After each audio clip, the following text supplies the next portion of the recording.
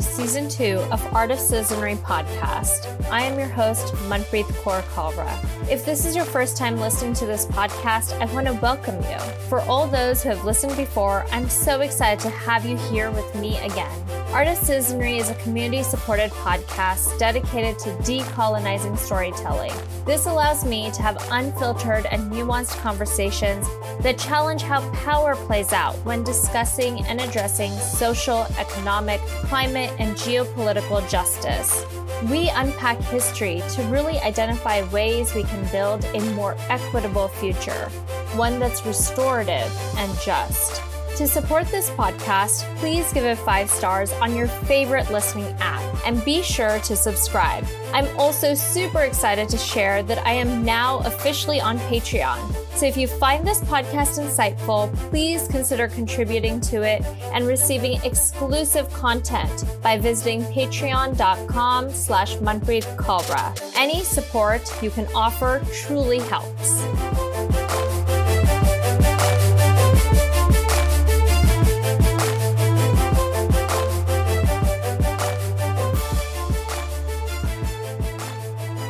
I want to start this episode with a trigger warning. We will be discussing sexual violence, abuse and rape, racism, and intersectional trauma.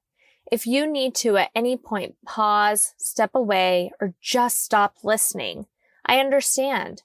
Unpacking these topics can be incredibly difficult, which is why I believe it is so important to create safe spaces for critical conversations, because it is these very unfiltered and raw conversations that allow us to deconstruct systems of oppression. Human trafficking is a complex issue with layers of deep-seated power structures influencing the way we both understand and think about trafficking. All too often, the narratives we read and share fail to capture the nuance that makes this industry so complex. The images we see are compelling. Those of young women, mostly women of color in the global South, looking weak and disempowered. Their stories, often told through a translator, are powerful and typically follow the same storytelling structure while subconsciously etching stereotypes of communities and cultures into our psyches. These stories, coupled with a call to action, pull at our heartstrings, captivating our attention and compelling us to either donate or buy a product in hopes that we too can feel like heroes, saving these poor women from modern-day slavery.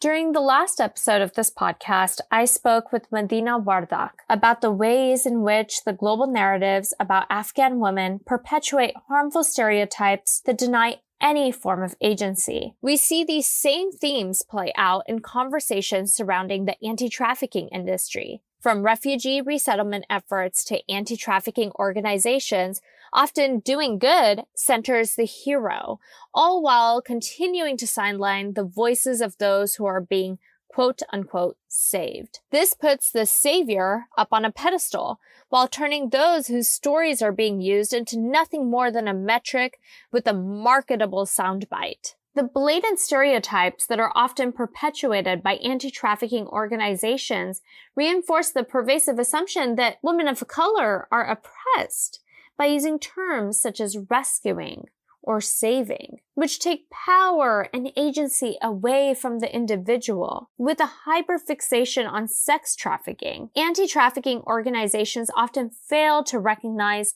the many other forms of trafficking that exist, including forced labor. During this episode, we deconstruct the ways in which the anti-trafficking industry is a perpetuation of Christian supremacy, rooted in imperialistic and colonial power structures that further the belief in Euro-American superiority. So let's get started by meeting our guest.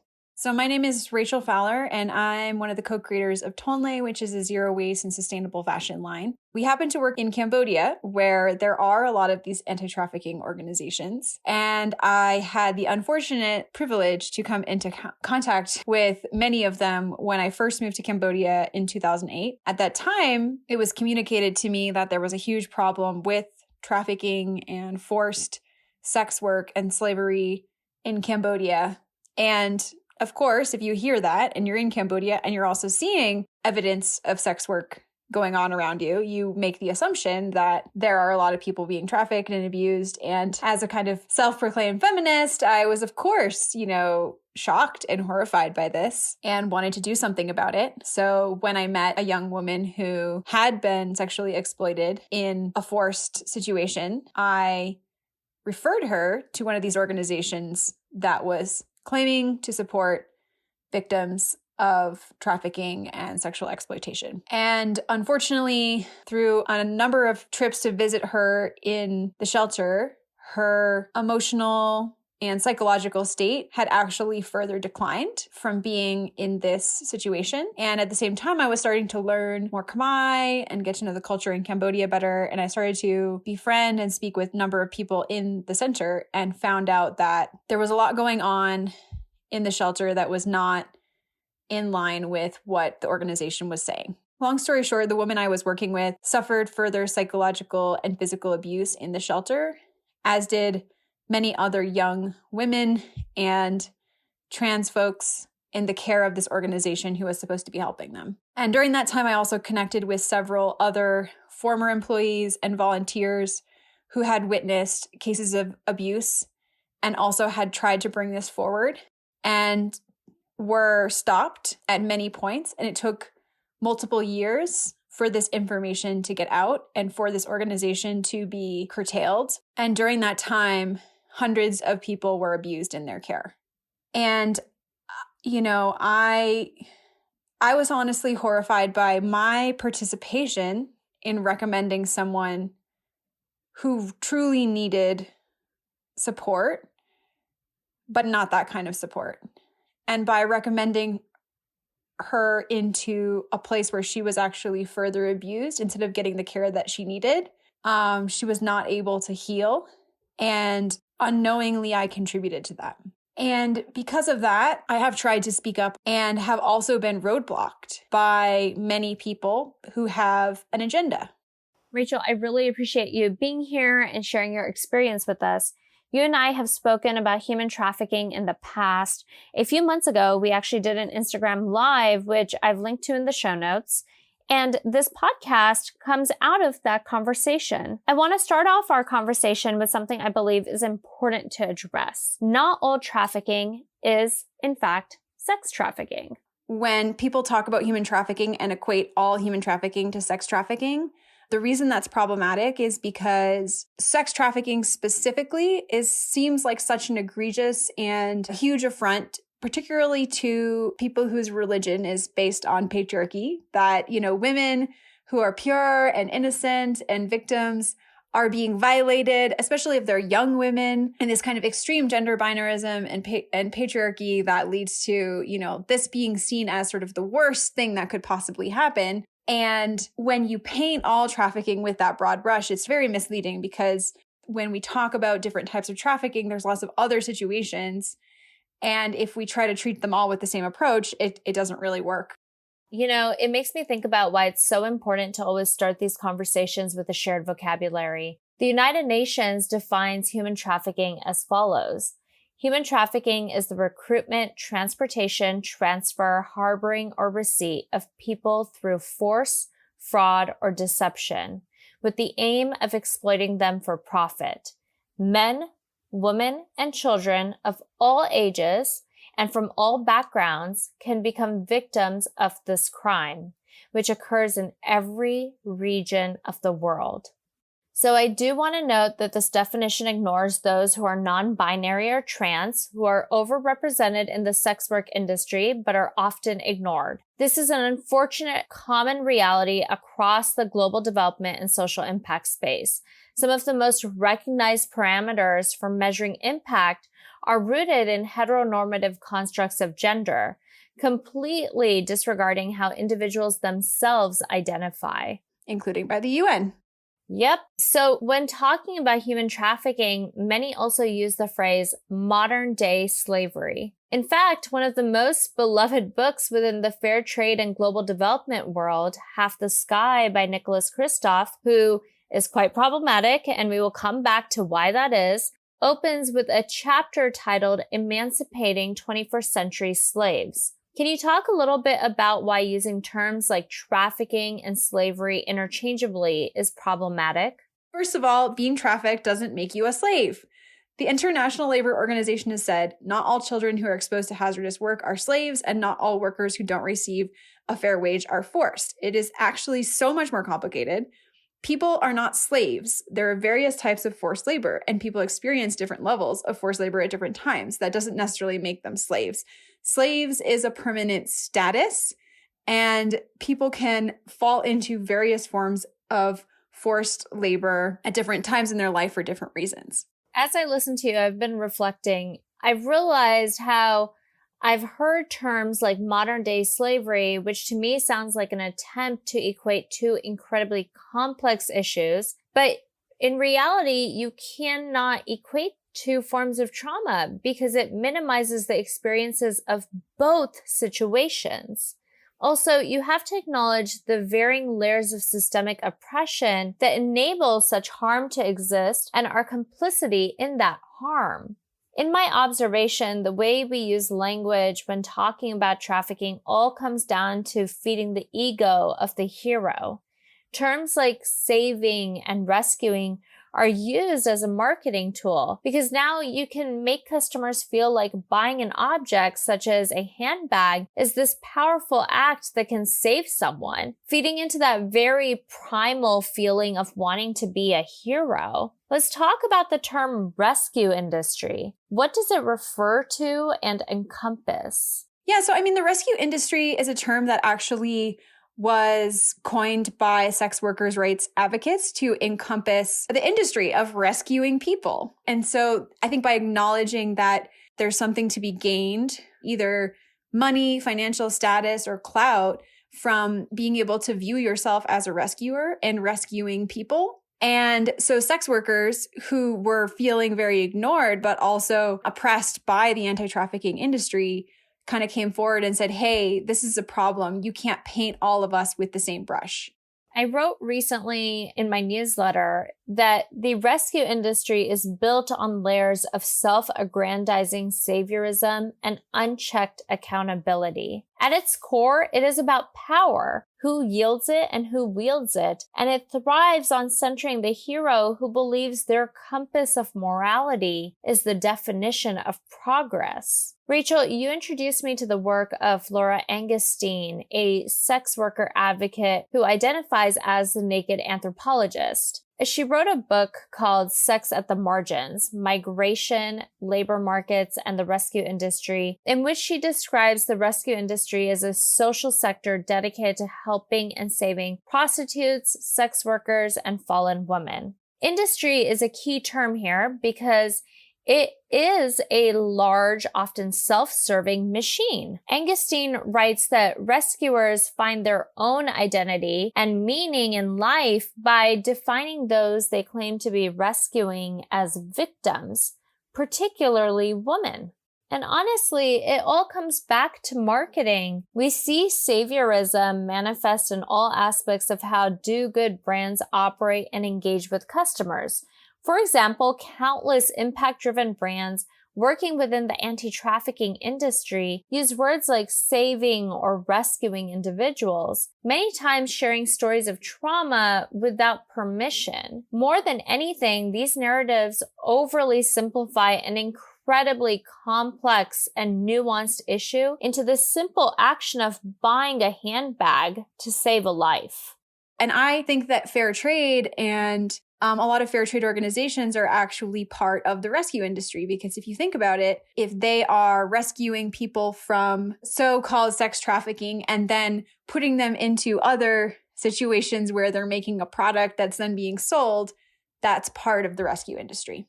Yeah, we see this not just in human trafficking, but volunteerism as well.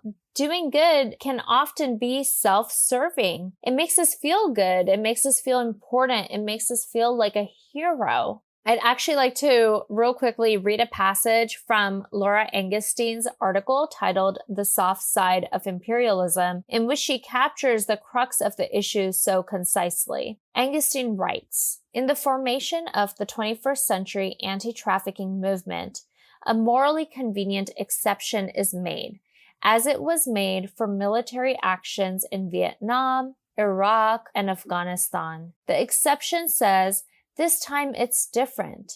This time we have to go in. We have to step up and take the lead.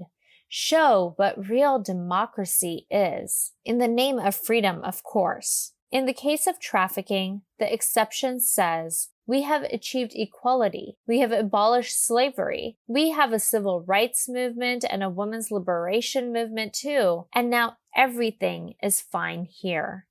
I'd love for everyone listening to this podcast to take a moment to reflect on the sentiment shared in this piece. We are by no means living here in the United States with a profound understanding of what liberation means or looks like, and using our Euro-American superiority to justify foreign intervention just cannot continue. A statistic that's often thrown around quite a bit in the anti-trafficking campaigns that I see is that 40 million people are enslaved around the world. Can you help me dig a little deeper into that? Sometimes people say there are 40 million slaves in the world today, which again, why is that problematic? Because it's not a permanent state. You look into how that number is calculated. There's a lot of people who are asking really important questions around, when does someone start being a slave? When does someone stop being a slave? If someone was trafficked at one point in their life, are they counted in that number? If someone experiences some form of forced labor at one point in a year, are they a slave for the entire year? I mean, there's a lot of things to unpack there. But within the bigger picture of these statistics that are being quoted, some of the, I guess, more reputable organizations estimate that about a third of those people are, for example, in forced marriage. Now, that's also a very complicated question as to how do you define forced marriage. There are also people who are child soldiers, child laborers, people in debt bondage, forced labor. And within that 40 million, estimates would suggest about 4.5 million are being trafficked for sex. So that's a pretty small, it's in big number, but it's also a small number compared to the overall, portion and to the relative attention that we pay to it compared to these other issues. So if the majority of the money that's being raised is going to something that actually only accounts for 10% of the problem, you can see very quickly why this is an issue. Absolutely. Terms like victim and survivor are labels that are often placed on individuals within the trafficking space. Being told that you are a survivor or a victim day in and day out forces individuals to really have to relive their trauma to the point that their trauma becomes their identity, an identity that they truly have no control over shaping or changing because they have lost ownership over their own narratives. And when individuals agree to accept help, they are unknowingly consenting to their lives becoming an anecdote. The unfortunate reality is the rescue industry does depend heavily on storytelling, which is incredibly disheartening because at the end of the day, we are capitalizing on people's trauma. We are selling their trauma and we're putting their personal lives out on display for the world. We see this not just in the fair trade space or anti-trafficking industry, but also throughout the nonprofit sector as a tool to fundraise. In episode 5 of this podcast, I had the opportunity to speak with Joy McBreen of Fair Anita about consent and the use of trauma in storytelling, especially within the fair trade space. If you're interested in diving deeper, I highly recommend listening to that episode. With that said, one of the things we spoke about was that helping someone can't come with the caveat that you own the rights to someone's personal story to use as you please. We have to recognize that there is a power differential. So even if someone agrees to let you take their photo or shares their trauma with you, that doesn't mean you have informed consent. Because of the power differential, we run the risk of individuals believing that their livelihoods, their jobs, their ability to make an income is dependent on them reliving their trauma constantly and sharing their story, essentially denying their right to privacy. Another thing I do wonder about, quite honestly, is in most cases, I would assume that the identities of those who have been trafficked should be kept confidential for their own safety. I feel like that's a protocol when working with individuals within the global north, but that same respect of privacy just doesn't seem to exist when it comes to individuals living in the global south. And one of the things I saw in Cambodia as well is that in many cases, these organizations were pressuring young women to falsify their stories so the organization could make more money. And sometimes it was very minor choices of semantics, and other times it was outright lies. So, there's a famous case with a young woman who I actually met. The organization was claiming that she had had her eye gouged out by a client and that the client had continued to force her to have sex even after her eye was bleeding. The organization used her story to make huge amounts of money. They brought her to America and put her on Oprah and had her tell this story over and over and over again. And when I met her in the shelter, I could tell that she was very traumatized. And they did not have a therapist in the shelter. They had a counselor, but the counselor was basically just counseling them about how to speak English and how to tell their stories to the tourists who were coming in, which was a red flag already. And this young woman had told people that I know that she had dreams of jumping off the roof and killing herself. What I didn't know at the time is that the story was completely made up. And basically, she had actually had a tumor in her eye. And a couple years later, a journalist who took a lot of time and a lot of heat to get this story out found her parents who said, no, we love our daughter. We never would have sold her into slavery.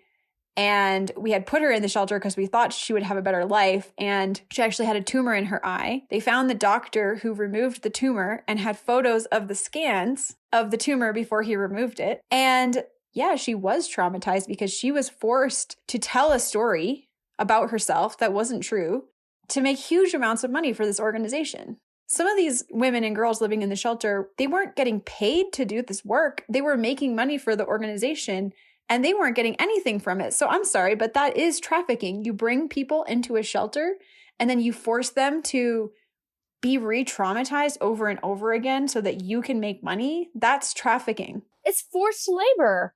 But honestly, I'm not surprised. As someone working within the social impact space, I'm all too familiar with the ways in which NGOs and businesses alike use stories of trauma to facilitate action, may it be donations or purchases.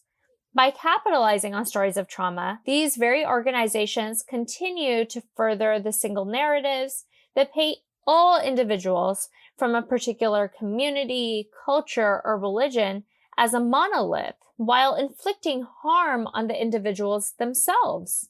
And some of these people were minors. I heard firsthand accounts of young women who were brought there by families because the families thought, like, my daughter's going to get an education and a better life here. And then the organization would turn around and say, these children were at risk of being trafficked.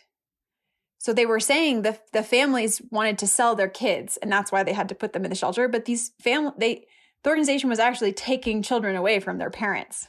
This is why it's so important to not just take an issue and look at it from a surface level understanding. We have to peel back the layers of systemic oppression that exist. Women and children are often most vulnerable to exploitation at every level, and their vulnerability has become a tool to further the gains of individuals and organizations. In 2011, UNICEF released a report in which they cited that only 28% of the children in Cambodian orphanages are in fact orphans. 28%! Most children had at least one living parent. So why do so many children end up in orphanages or shelters? I decided to do some digging, and I found some really interesting articles, one of which is an article titled "The Nasty Business of Fake Orphanages." And according to that article, the reason so many children, especially children from rural regions, end up in orphanages is because of supply and demand. You see, tourists want to help orphans by volunteering their time, but more importantly, by giving their money. Because of this demand, there is an incentive for the creation of fake orphanages that are made to funnel money from unemployed uninformed tourists who think they're doing good, but instead are enabling a harmful cycle of exploitation. Children are brought to these orphanages by manipulating and falsely promising their families the opportunity for better education, healthcare, and living standards. Instead, these children are sent to fake orphanages where they grow up surrounded by strangers and are vulnerable to neglect, exploitation, and even abuse. So I do want to share a quick quote from that article because I think it's just so powerful and really captures the crux of the issue. When travelers donate money and time towards these fake orphanages, they're not helping orphans. They are creating them. Volunteering at these corrupt orphanages fuels a sinister tourism industry that possesses displaced children as an exhibit for travelers to spend time with for a week, snag a few photos with, and then walk away from. Which brings us to Nicholas Kristof, the author of one of the most beloved books within the fair trade and global development world, Half the Sky. His reporting, writing, and stereotypical interpretations of human trafficking have not just influenced the narratives within the industry, but have also inspired many to start social enterprises, especially those dedicated to addressing trafficking. I do want to acknowledge that when I use the term white savior, I refer to the ideology of uplifting yourself at the cost of denying the agency of others. This mentality of saviorism can include individuals of color, such as myself. Exploitation, I believe, exists wherever there is a power differential. Broad brushstrokes are often made about the issues impacting communities of the Global South, and these brushstrokes are heavily influenced by our biases and lead us to create our own sense of reality. Rachel, in 2011, you actually published an open letter to Nicholas Kristof calling out exploitation that was taking place under the supervision of a woman who has been referred to as one of the world's most compelling activists, Somali Mom. Nicholas Kristof himself has written extensively in support of her. She was even featured in the PBS documentary Half the Sky. Years later, in 2014, Newsweek ended up doing an expose on her, revealing layers of deception and deceit. Can you tell us a little bit about that? Yeah, so going into the story that I was just telling about the shelter, so this organization was actually Cambodian run, and it was not a Christian organization. However, it was propped up and funded by Christians. And this is the challenging thing. It's like, you know, this kind of Christian white supremacy mindset can be pushed in lots of ways. And I think that's why it's really important for people who are contributing to these organizations. The narratives that you're hearing may not actually be true. So for example, when I was in the shelter, you know, people would come in and they'd have a translator and the girls would be telling a story and the translator would actually sometimes say something different than what the girls were saying. And I could speak Khmer. So I saw it happening.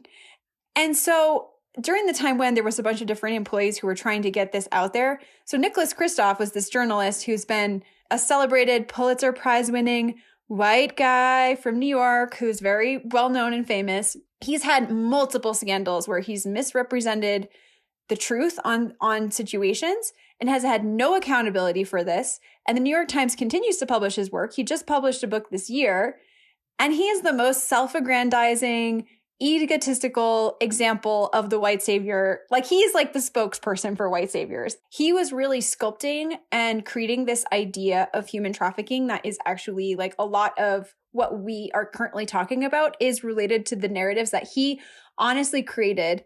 And they were created during the time, I mean, it's been going on for a while, but largely like while I was in Cambodia, and I saw it through the eyes of the young women there. And so when he was publicizing all these columns about this organization and all the great work that they were doing, meanwhile, we're in Cambodia, me and a bunch of other people were like, hey, this is not like what you're writing about and what you're promoting is not what's happening on the ground. I had a friend who was friends with him, or knew him, not friends. And so I said, hey, I wrote this open letter on my blog, which like detailed what I saw.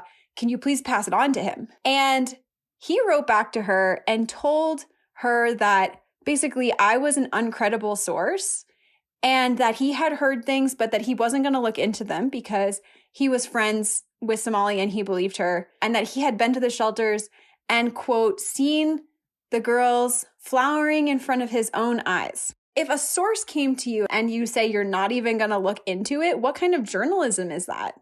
Seriously. I mean, it's honestly shocking. And the fact that he still continues to get published today, even though all this has now come out and he never apologized for it, he contributed to this organization getting so much money and also harming so many people in the process, and he's never had to be accountable. It's so upsetting. Yeah, agreed. You touched upon this a bit, but this is why I think it's so important to remember that when you don't know the language, you cannot fully understand the culture of a community, because so much of how we perceive others, their stories and experiences comes from a place of bias. Each of us holds biases that are molded by the way we understand and see others in relation to our own experiences. Navigating spaces such as these requires critical conversations while reflecting on our own privilege. It's easy to fall into the trap of only believing narratives that fit our perception of reality and dismissing those that challenge how we see or believe things to be, which is partially why so many of these organizations continue to exist. Even though this particular organization that I saw got called out, it is this systemic issue, and this kind of exploitation continues to take place because of these narratives. And someone like Christoph, who is still continuing to be a so-called journalist with impunity and write these narratives and has had no accountability, the fact that he can just continue on doing that allows this harm to be perpetuated. And I think he really helped to create and just ferment a lot of these narratives. And those are the same narratives that are being used by other organizations, and they benefit the people in power. Absolutely. Speaking of other organizations, earlier this year, an open letter was published calling out patterns of sexual and financial misconduct that was covered up, denied, and ignored by anti-trafficking organization, the Exodus Road. I've linked to the open letter in the show notes, but I do want to read this short excerpt for all of you. TER is an anti-trafficking organization whose website tagline reads, "Sons and daughters will be trafficked tonight, bought, sold, abused, and enslaved."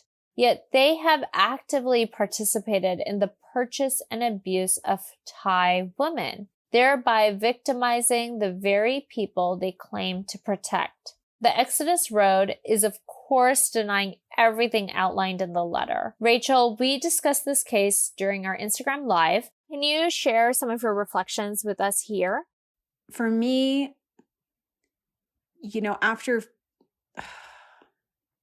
after seeing this kind of abuse go on in front of my own eyes and have people, famous white men, discredit me and discredit other people with credible allegations, seeing this happen again only after 12 years, and these types of organizations still receiving so much money to perpetuate this type of exploitation. I mean, I can't put it into words how that is. And not for me, but for the victims who actually experience this, and to have the narrative be dominated by oppressors. I really appreciate you sharing that. It's disheartening, to say the least. Discussing this topic and the ways the exploitation continues is challenging and honestly really heartbreaking. It's even more disheartening because many organizations such as Exodus Road actively work to suppress narratives that shine light on the ways in which they continue to further exploitation. The reality is many of the people who do travel to the Global South, may it be for volunteerism or mission trips, haven't actually taken the time to unpack their own racism, living right here in the Global North. That racism is only exacerbated when you add the layer of saviorism that really builds up the rescue industry. The same applies for organizations like the Exodus Road. Unless you acknowledge the harm you're inflicting, you can't actually begin fixing anything. So I do want to transition back to Nicholas Kristof's Half the Sky. When you and I were planning this episode, we decided to dissect a passage from the chapter titled Prohibition and Prostitution. In this passage, Kristof is promoting 4 types of supremacy while at the same time claiming to stand for liberation. And he's not saying it outright. He's packaging it as liberation. So much yes. Okay, so while I read this paragraph, see if you can spot each type of supremacy. The 4 types are white supremacy, Christian supremacy, misogyny and gender-based oppression or violence, class supremacy or economic oppression. Before I read the passage, I have to say that these layers of oppression packaged as liberation read as a handbook for what sex workers' rights advocates call the rescue industry. So let's go ahead and dive in. In his book, Nicholas Kristof writes, "We're not arguing that Westerners should take up this cause because it's the fault of the West. Western men do not play a central role in prostitution in most poor countries. True, American and European sex tourism are part of the problem in Thailand, the Philippines, Sri Lanka, and Belize, but they are still only a small percentage of the Johns. The vast majority are local men. Moreover, Western men usually go with girls who are more or less voluntary prostitutes because they want to take the girls back to their hotel rooms, while forced prostitutes are not normally allowed to leave the brothels. So, this is not a case where we in the West have a responsibility to lead because we're the source of the problem. Rather, we single out the West because even though we're peripheral to the slavery, our action is necessary to overcome a horrific evil." Oh man, it's really hard for me to even listen to that and take it seriously, but okay, we're going to try to critically analyze that here. We got this. Okay. So let's start with the opener. It's not the fault of the West. This statement alone completely ignores the history of colonialism and exploitation that has led us to literally where we are. And the ideas of toxic masculinity perpetuated by Christianity that have affected these countries' views of gender. We have to acknowledge the role of colonialism in all of this because what he is doing in this passage is giving the white man a pass. Yeah. And he starts and ends with that, right? This passage is literally the definition of cultural hegemony. The idea that we somehow are superior, that we've got it all figured out, and that you don't have it figured out, and therefore we have to exert ourselves on you and fix it because we know better. It's like what Laura Angustin wrote in the article we quoted earlier. I also want to add that most so-called developing countries are stuck still recovering from years of colonial exploitation. Human trafficking exists everywhere in the world, not just the global South. In fact, it exists in every zip code of the United States. And no, this is not a problem that is brought on by refugees and immigrants. In fact, according to the U.S. Human Trafficking Reporting System, between January 2008 and July 2010, 83% of confirmed sex trafficking victims were U.S. citizens, and 95% of confirmed labor trafficking victims were foreign-born nationals. Yet, most photography and storytelling we see about human trafficking is focused around women in rural communities of color in the global South, playing into stereotypes and the hero mindset we've been talking about. Mm-hmm. I believe part of the reason is when we talk about trafficking, general narratives are hyper-focused on sex trafficking. And there's this assumption that sex trafficking occurs predominantly in developing countries because they are savage, poor, developing, backwards, whatever you want to call it. Anyways, moving on to the next point. Western men are only a small percentage of the Johns. And of course, that is true in the countries that he listed because those countries are majority brown and black. And because he's ignoring his own country where the majority of Johns are white because the majority of people are white. That's just a teeny tiny bit racist. Maybe just a tiny bit very racist? Semantics.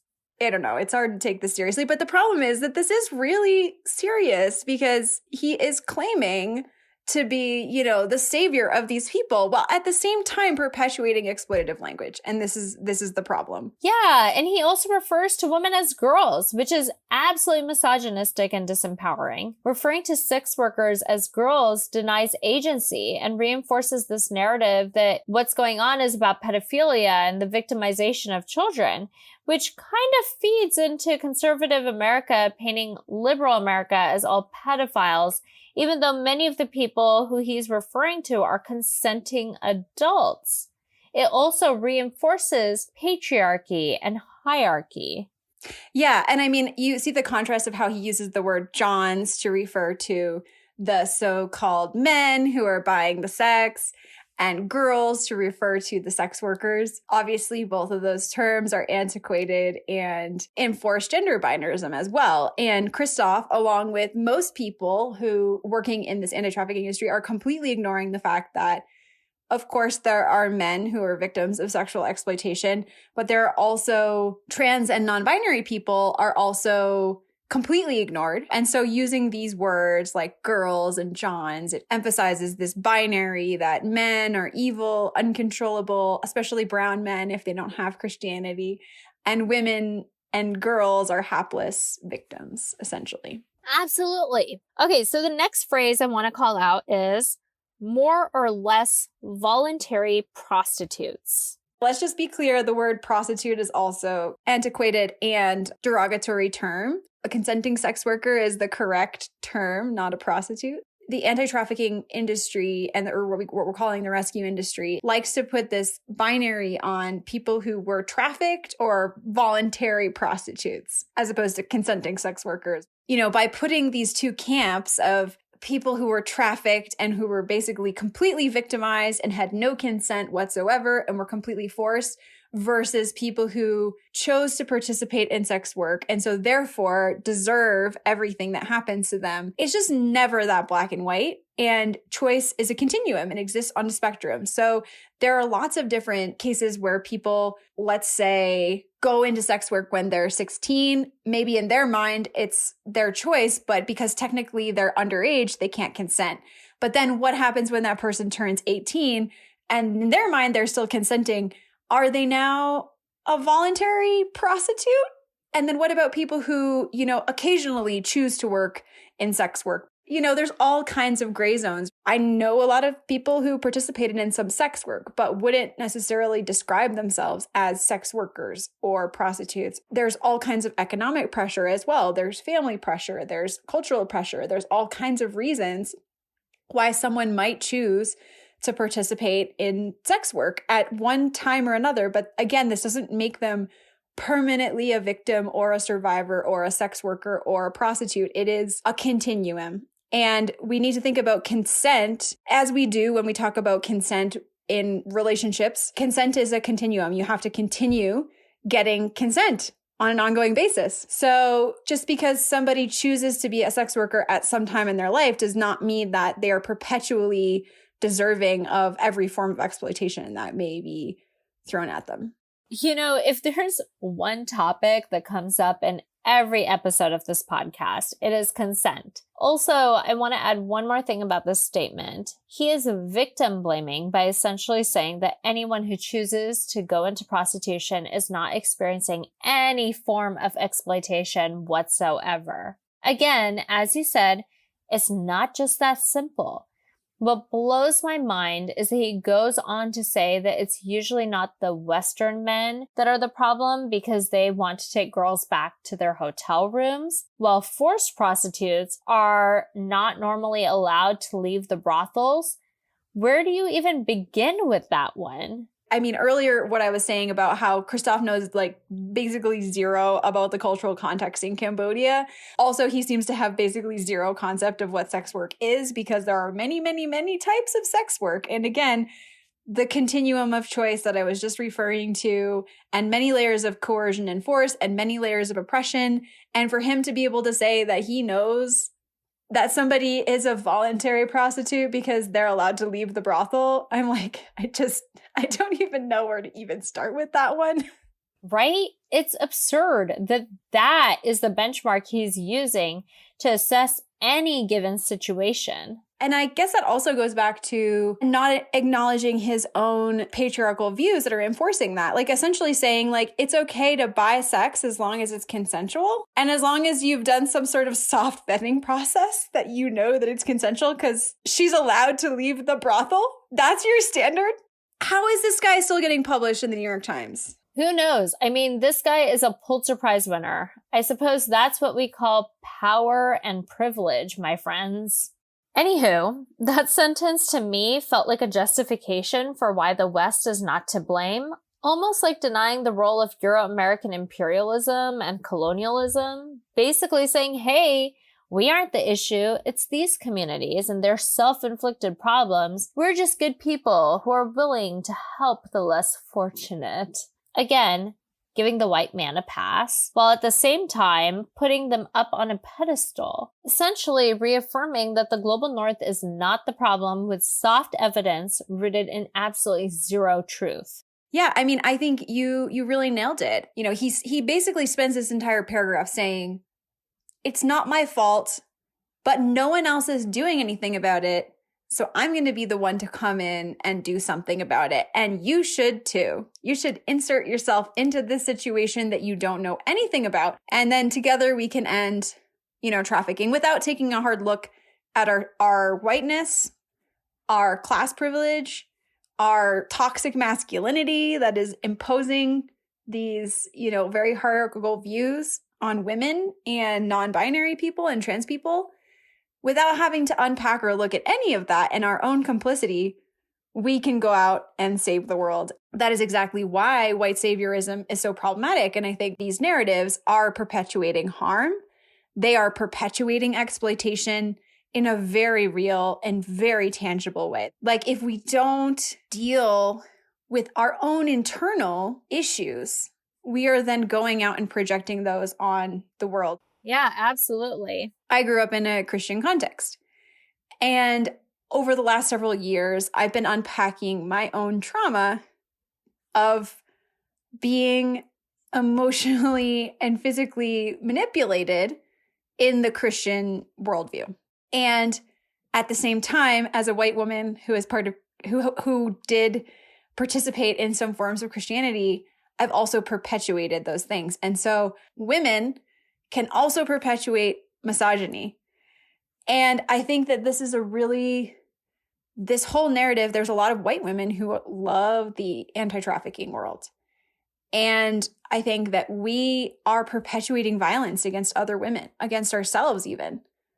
And for me to kind of reckon with that as a woman who has experienced sexual harassment and violence, both within and outside of the Christian context, going and then perpetuating narratives that further that violence on other women is a really hard thing to reckon with. And I just want to say that, if we don't do the work on ourselves, whether it be with whatever privilege we hold, with whatever power we hold, we can inadvertently be perpetuating that violence on others.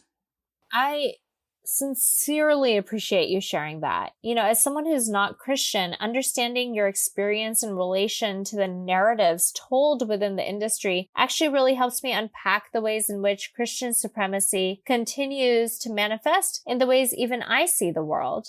Okay, so let's go on to the next phrase. I want to draw our attention to the phrase, even though we are peripheral to the slavery. So it sounds like Christoph is in denial of America's history. The legacy of slavery is still affecting our country today. The United States continues to benefit from a history of genocide and slavery. Abolition and liberation are terms tossed around so much within the rescue industry. While claiming to be abolitionists, practitioners and evangelists of the rescue industry are actually practicing the polar opposite of true abolitionism. I would love to hear your reflections.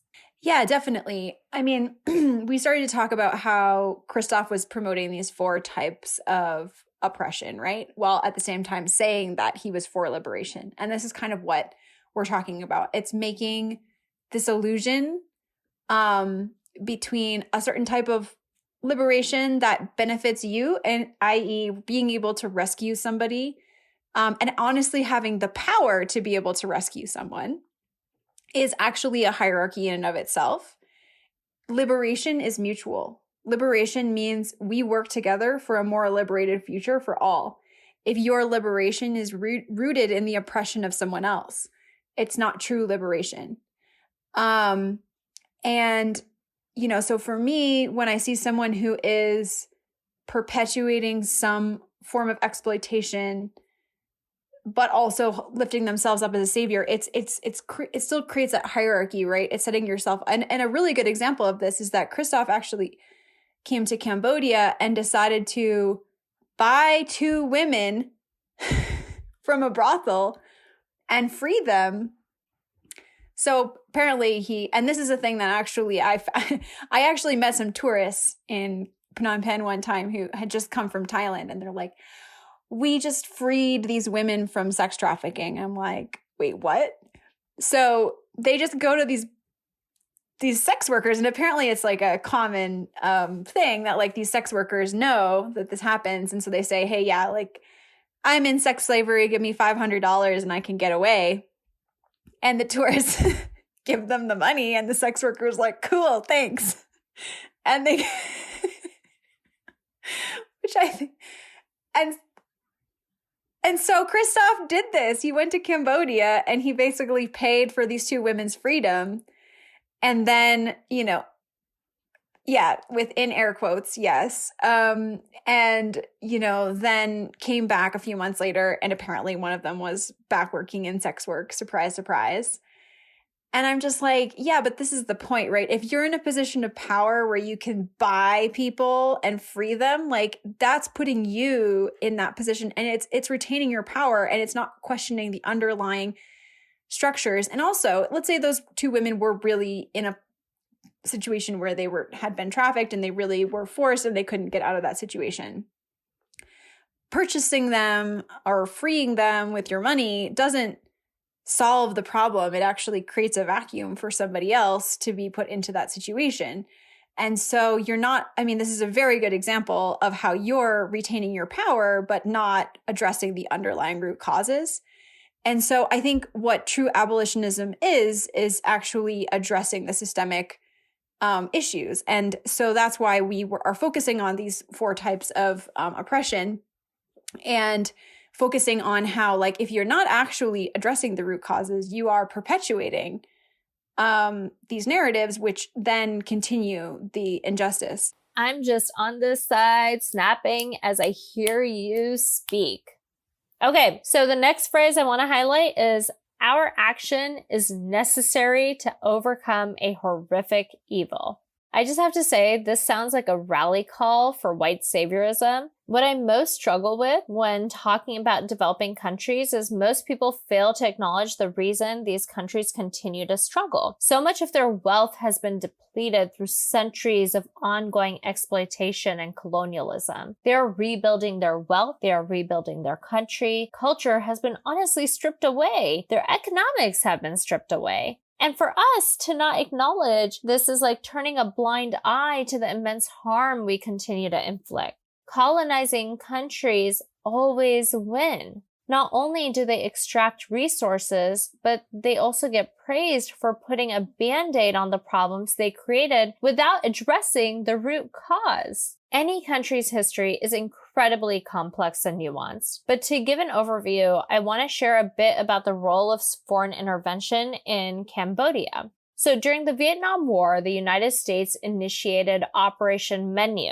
I didn't know about this until I actually started doing some research while preparing for this episode. And I think it's just important to really have this context in mind. So Operation Menu essentially resulted in 4 years of secretive, illegal bombings as an attempt to disrupt Vietnamese supply chains through Cambodia. The United States dropped upwards of 2 million tons of bombs in Cambodia. The Khmer Rouge, a brutal regime that attempted to create a master race, used Operation Menu to fuel their propaganda and took control of Cambodia, which led to a period of devastating mass killings. Some estimate that during that time, 2 million Cambodians died from execution, hunger, and forced labor. For those interested in learning more, I highly recommend checking out the show notes and doing your own research on America's presence in Southeast Asia. You can also check out episode 12, in which we talk about the role of American imperialism in the fetishization of Asian women. White supremacy furthers colonial dominance. The modern aid industry continues to make money from the white savior narrative, rather than taking ownership for the problems created by white supremacy, capitalism, and colonialism. White people now get to be the heroes of the story, even though they contributed to and benefited from this exploitation, which is a manifestation of colonial power structures. By setting whiteness, the English language, culture, and Christian religion up as the ideal, colonizers were able to go around the globe and exert their political dominance over countries. We cannot ignore the role of religion in colonialism. Conversions to Christianity and imposing a way of life on BIPOC people around the globe is a mainstay of colonialism. Religious conquests were the reason for colonialism. These are a group of people who believe so strongly that their way of operating in the world is the right way, and that their understanding of spirituality is the only way spirituality can be practiced. Talk about confidence. This is some serious white man confidence. You go to a country you know nothing about, you don't speak the language or understand the traditions, and you just say, hey, I own your land now. You're under my rule. You'll practice what I believe, do what I say, and fight my wars for me. For so many of us who are from previously colonized countries, our understanding of our own culture and traditions have been taught to us through the lens of colonialism. I think about 6 scriptures. There is no concept of an anthropomorphic God per se, but it is easier to explain our spirituality by using the language and context of a dominant religion. For so many communities, aspects of our culture and religions have been stripped away and whitewashed. From what I've observed, white supremacy and Christian supremacy are often intertwined. So, getting into sort of Christian supremacy, there's this association between Christianity and whiteness, which is kind of interesting because Christianity was founded by brown and black people. But, eventually, I think most scholars would agree through the Crusades, which were kind of the first colonial endeavor, Christianity became associated with whiteness and vice versa. And so, you see the majority of missionaries, of course, are white. In many ways, when we talk about these layers of oppression, right, they're all intersecting. It's very hard to dissect what's what at a certain point. And, so for I'll give a personal example, I don't have anything on my website, my business, Tonley. There's nothing about us rescuing people or anything about trafficking or anything about Christianity or anything like that. And I still get people on a regular basis who email me and say, are you a Christian organization? Literally, besides the fact that I'm white, there's nothing that would indicate that. As you were talking, I was reflecting on how the fair trade movement really came out of the aid work being led by many Christian organizations. Even today, there are plenty of fair trade and impact-driven fashion and lifestyle brands that have come out of mission trips or faith-based volunteerism initiatives. Personally, I am very much part of the fair trade community, as many of you already know. Because to me, it's important to not just critique, but also collaborate and create change within. Ensuring that all of the world receives a fair wage for their work is something I strongly value and support. I believe fair trade requires creating equitable dynamics to repair the harm that was done by centuries of oppression and exploitation through colonialism. The first step is honestly just acknowledging that. So it's currently Fair Trade Month. Can you talk a little bit about the ways in which fair trade and Christian supremacy intersect? Fair trade was founded, I believe, in the 1940s. It came out of this 10,000 Villages was the founding kind of organization of the fair trade movement. And it was actually started by Mennonites, who are a more pacifist group of Christians. And Quakers are part of the Mennonites, and they're the most sort of like social justice focused group. And so what's interesting is that I actually met Mennonite fair trade groups in Cambodia, and they were lovely. And like, they were the least like proselytizing groups. They were kind of like, their position was like, we just want to create a more just and equitable world.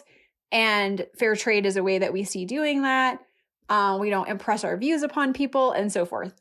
But I would say that the majority of the fair trade world today that has a Christian emphasis is much more dominated by evangelical Christianity, which is a far more aligned with the political right, and also much more imposing with its beliefs and much more aligned with kind of a missionary tactic where you go overseas and try to convert people. And so a lot of the groups in the fair trade world that are identifying as Christian have some kind of evangelical agenda. So you might have an organization on the ground that's doing this kind of rescue work, and then they're putting people into, jobs voluntarily or not, sometimes not voluntarily, and having them make products that are then sold.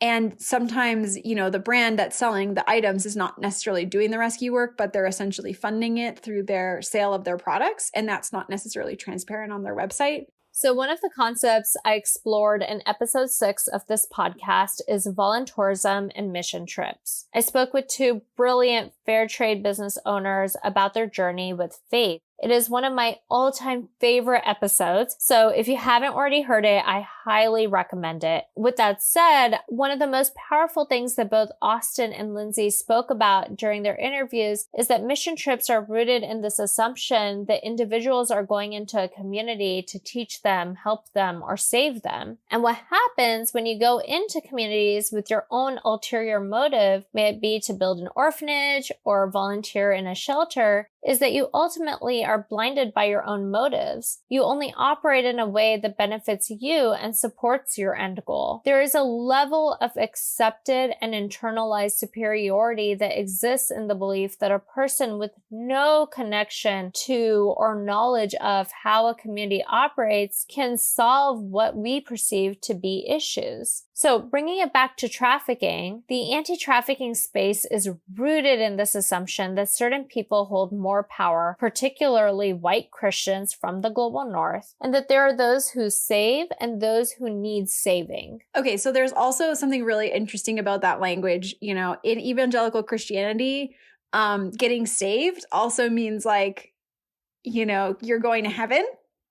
And so Christians are also participating in, when you convert someone and they get baptized or they pray Jesus into their heart or whatever it requires to get converted, that's also saving somebody. So it's really interesting that this language is being used, and it's definitely not accidental, because the concept of saving and rescuing is very intertwined with that type of Christianity. And again, I do want to emphasize that not all Christian groups are that type, but unfortunately, a lot of the groups that go overseas, they are the most extreme of the Christians. And so they're bringing that much more extreme view of Christianity. And like you said, it usually includes, thinking in some way that you're superior to that person. This is why I always say language is so, so important, right? It makes me reflect on anti-racism work. In the anti-racism space, we talk about how in order to address racism, we have to see how it plays out in systems, policies, and attitudes.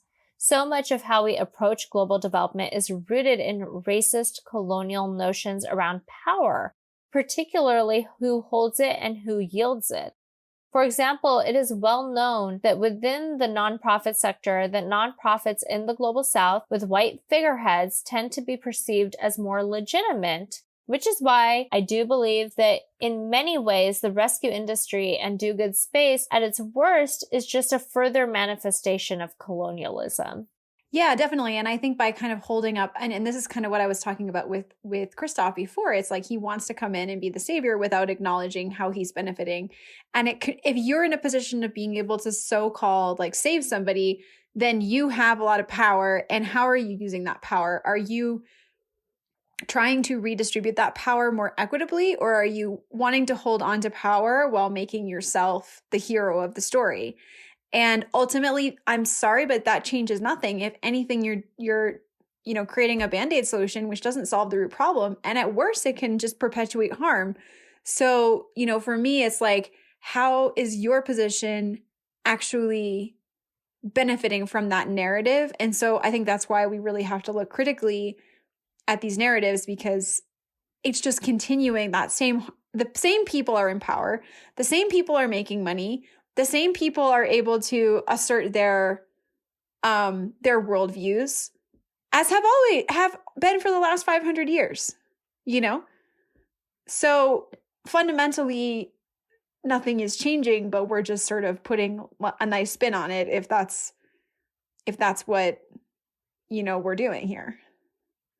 Okay, so we've been talking for quite a while now. So just to recap, the 4 forms of supremacy we explored while deconstructing the passage I read earlier are white supremacy, Christian supremacy, misogyny, and gender-based oppression, and finally, class supremacy or economic oppression. I want to dig just a bit deeper. So I am curious, in your opinion, Rachel, why do Christians care so much about human trafficking? Particularly sex trafficking? Yeah, definitely. So I want to kind of talk a little bit about the patriarchy within Christianity and how like a very toxic view of masculinity has permeated views held by a lot of people in the anti-trafficking industry. For me, this is really personal because I experienced this firsthand within a Christian context. And so, I want to talk about another figure who is a very big proponent of this kind of very toxic masculinity, hyper-masculinity. So according to an interview in Religion Today in 2000, a Christian counselor named John Eldredge left Focus on the Family, which is also known to be one of the primary anti-LGBTQ groups in the United States, to launch an independent ministry with a mission, among other things, quote, to equip men to rescue others. The following year, so in 2001, Eldredge released Wild at Heart, Discovering the Secret of a Man's Soul, a book that sold more than 4 million copies in the US alone. So in 2001, I was a freshman in high school, and I actually had to read this book. And there's a sequel called Captivating, which was written by his wife, which I also read, and it made me want to vomit. Even though I believed in Christianity, I was just like, this is a misuse of the scripture, and it's just horrible. Like, it's awful in the way that it portrays women. This is a quote again from the Religion Today. The book sought to empower men to realize dreams of being the hero, of beating the bad guys, of doing daring feats and rescuing the damsel in distress, and to help women realize the dreams of being rescued by her prince and swept up into a great adventure, knowing she is the beauty. It's horrible. It was basically what I remember when I was a teenager. I remember reading this and being like, I'm horrified I'm being forced to read this because I have at least enough self-awareness to realize that this is garbage. And it's very much like all men are like this and all women are like this. Again, we're completely ignoring that there's anyone who doesn't fit in that spectrum. And I was horrified, but I couldn't do anything about it because that was the dominant view in, like my culture, essentially. So this is what the author, John Eldredge, says about his own book. And this was written just 2 years ago, I believe. So it was 18 years after the book was published. Quote, Wild at Heart is still the #1 book for men in spirituality on Amazon. We still fill every conference we hold. More importantly, Wild at Heart is being used in prisons all over the world to help men. It is being taught in Catholic monasteries in Europe and in rural villages in Uganda, where being gay is punishable by death. I added that. There are deep and lasting truths about men that transcend time and culture. More importantly, the thousands of letters we receive every year are stories of men who have become good dads, loving husbands, stories of men getting free from addiction and living a life of genuine integrity. Isn't that what society needs? Human trafficking, and particularly the sex trade, are fueled largely by men with evil intent, men with deeply distorted sexuality. If you can heal a man's soul, he doesn't support that industry. That is our only hope for lasting justice. So here, Eldredge is directly tying his motivation for writing this book to fighting trafficking. And as he said, this is the #1 book on Amazon for spirituality. In this worldview, we must convert people to Christianity to protect women and save men. So Nicholas Kristof claims to be more of a liberal Christian, and he actually rarely speaks about his own faith. But if you look at like who he credits as his heroes and all the stories he tells, it's very similar to this view that, John Eldredge is promoting. Wild at Heart doesn't directly promote white supremacy, but by suggesting that non-Christian communities and the LGBTQ community are inherently evil, he does so by association. Kristof, on the other hand, takes the love the sinner but hate the sin approach, but he ignores the LGBTQ community in his writing, which on the surface seems benign, but it props up the very same misogyny and transphobia that is also promoted in Wild at Heart. So it's kind of like your neighbor that's like, I'm not racist, I have a black friend, but then is like voting for racist policies, right? That's what we're talking about. Wow, I honestly don't know what to say. Exploitation is usually happening because of centuries of injustice. Okay, so the last piece of this conversation, I want to make sure we dive deeper into the ways in which white supremacy, Christian supremacy, and misogyny intersect and essentially further caste-based violence and economic oppression. What are your thoughts? Capitalism is essentially an extension of white supremacy and colonialism. And the Protestant work ethic helps to, by sort of proselytizing and bringing this kind of hard work ethic around the world, it's helping to continue to prop up capitalism and also keep people, sort of in their place and saying, well, if you work hard enough, you can, get anywhere, you can get anything you want if you work hard enough. But we know this is a lie because there are systems that are in place to keep those who are already in power. And it's a story that's told to essentially placate the masses and keep them doing what the people who are in power want them to do. And historically that was sort of colonialism, and then now is happening through capitalism. And a good example of this is that during the American slavery period, there was actually solidarity between working class whites and enslaved Africans and enslaved African Americans. And the ruling class of white people decided that wasn't going to be so good for them. So they put working class white people in the position of overseers to split up, and using white supremacy to split up the class solidarity so that the lower classes would not be able to unite and rise up against the upper class. And you see that happening. I mean, colonialists use that across the world. They would pit within one culture, they would pit two different communities against each other so that they would be fighting against each other and not pay attention to who was really holding all the power. And so I think that using whiteness, using gender, using different types of religious strife and intersections of that is essentially continuing to promote the people who have the most money and power, which are still white men for the most part. Just reflecting on what you've been talking about, how has human trafficking been used as a tactic of control weaponized by the right?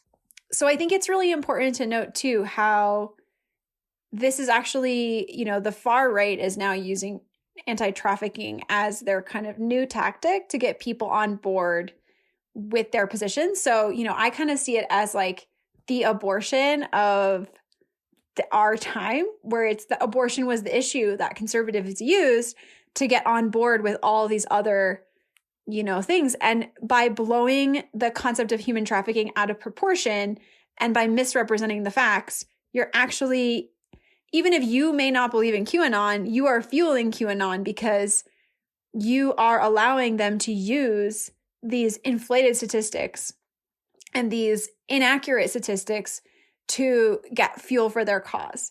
And so they're painting, the way they're doing that is by saying, well, all Democrats are pedophiles and sex traffickers. And they're essentially using this overhyped up fear to, get fuel for their cause. There's a fantastic NPR podcast episode that talks quite a bit about this topic. I've included a link to it in the show notes. Okay, we have covered quite a bit in this conversation, but before we wrap up, I want to ask you two clarifying questions. The first is, we've talked a lot about the ways in which the rescue industry is quite harmful. Through this episode, are you essentially saying that human trafficking is not a problem? I've gotten a lot of people who have accused me of being a terrible person for questioning this, but of course I'm not saying it's not a problem. I'm just saying that I think the majority of the narratives that we're hearing are through a certain lens and through a certain voice, and those voices have an agenda and they have a reason to promote a certain narrative. And so when you are promoting a narrative that, for example, everyone who has been trafficked is a victim of sex trafficking, or everyone who is a sex worker is a victim of trafficking, and overblowing the problem, you can be misdirecting funds, or at worst, you can create harm in the ways that we've illustrated. So I'll give you like two examples, one sort of more benign and one that's a lot worse. When I was living in Cambodia, the UN estimated that there were about 800 people who were trapped in some type of forced sexual exploitation, so human trafficking in the sex industry. So 800 people, right? At the same time, around that same number of people every year in Cambodia die of rabies. But there is so little funding going to that. And that's just one of the problems. Like, I think that the average woman in Cambodia, rabies is a bigger threat to them than human trafficking. But the way that you would be portrayed, that it's portrayed in the West, is like that every Cambodian woman is like at risk of being kidnapped around every corner, right? And this is a problem, right? Because that means we're not putting funding towards the things that really do need our attention, and we're not dealing with those problems. So like another example of how this manifested is that one of our team members was in a situation where she was being abused by her spouse, and she needed to get out of the house for a few days. So I looked for a shelter for her to go to, and I could not find a single safe house in Phnom Penh for people who are victims of domestic violence. And domestic violence is way huger of a problem than human trafficking. Way huger. Like, it's something like my Cambodian colleagues have said that they think it's about 50% of women who are experiencing domestic violence that are married. And the statistics I've heard is like 1 in 3. But and that's the documented statistics. And I could not find a single safe house in the capital city of Cambodia, even though there are over 100 anti-trafficking organizations in Cambodia. And the fact that we are focusing so much on these problems that affect relatively few people shows that it's more about us than it is about actually helping people and solving the problems. And I think that was like a horrifying thing to learn, that there's literally nowhere for people to go. And I actually had to pay the Cambodian police to escort her to a safe place and guard her, because there was no other option. That was the best that I could come up with. And I think that is absolutely shocking. Absolutely. And I think that it comes back to what we've been talking about this whole time. Oftentimes the issues and solutions that we fixate on come out of personal interest, not necessarily the interest of the communities we are imposing ourselves on. This is incredibly common in the social innovation and global development space. I mean, the number of brands that say they will donate paths to rural villages without actually putting the effort into really understanding the root cause of the problem they're trying to solve is mind-blowing. Solutions need to be created in collaboration with and led by communities themselves. Use your power and privilege to provide support without centering yourself and your own agenda. Okay, so my second question is, are you saying there is no moment at which someone may need to be rescued? So I'm not saying that, but what I am saying is that if you start with the assumption that every sex worker needs to be rescued, your solution is not addressing the root problems that cause people to go into sex work, whether by choice or not, which are sexism, racism, economic exploitation. And, by saying I'm going to go and solve this problem without acknowledging my own complicity in it, you're not addressing those underlying root causes. And I think as a society, globally or individually, we need to deal with that problem at home. I think it is absolutely absurd that we're going to these other countries and trying to consult them about their justice system when we have the highest rate of incarcerated people in the world, and we are perpetuating foreign wars and all of these things, and we claim to care about these people on the other side of the globe when we're not taking care of our neighbors. Yes. Sorry, I didn't mean to cut you off, but so much yes. We talked about this earlier. Human trafficking exists in every single zip code.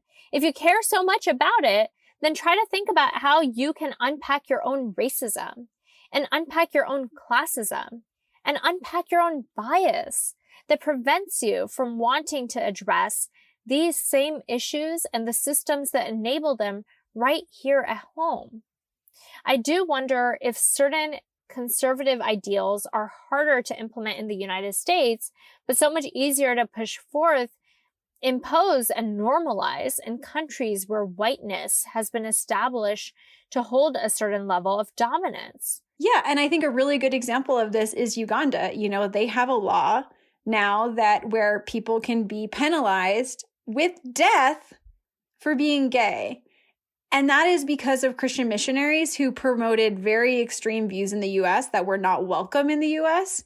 And they decided they were going to go to an African country where they could spread their ideals, and they made it happen. And that is, and yes, there's something, if justice systems in these other countries allow that to happen, then yes, something is wrong. But it's also, again, I think we have to be looking in the mirror and saying, how is it that America has created these cultures of religious extremism that are now feeling empowered to go around the world and say, let me impose these extreme views on other people that are actually no longer even welcome in this society. With that, anything you would like to add before we wrap up? Yeah, so I just want to end with, it's really important to create solutions that address the root causes rather than band-aid solutions, which can do more harm than good by either reinforcing trauma or not rectifying economic and racial inequity. And that must be done in deep mutual partnership with local leadership and without any religious or financial agenda. In some cases, severe child exploitation should involve removing a child from that situation, but that should be a last resort, not the first step. I would also like to add that we should all really take the time to question the narratives we have normalized. There's so much nuance surrounding issues such as human trafficking, and when we don't take the time to really unpack that nuance, we run the risk of causing so much more harm.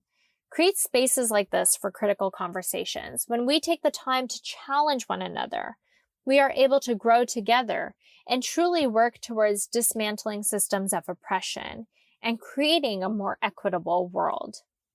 Wow, that was such an amazing conversation. Thank you so much, Rachel, for joining me, opening your heart with us, and sharing your valuable insights. I have done a few Instagram lives with Rachel over the past few months on this topic and have included links to them along with other resources mentioned throughout this episode in the show notes. So please be sure to check those out.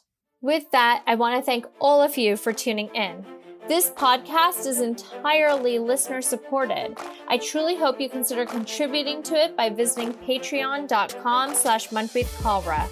To learn more about Art of Citizenry and for information on future webinars and workshops, please visit artofcitizenry.com. You can also find me on Instagram at Manpreet Kaur.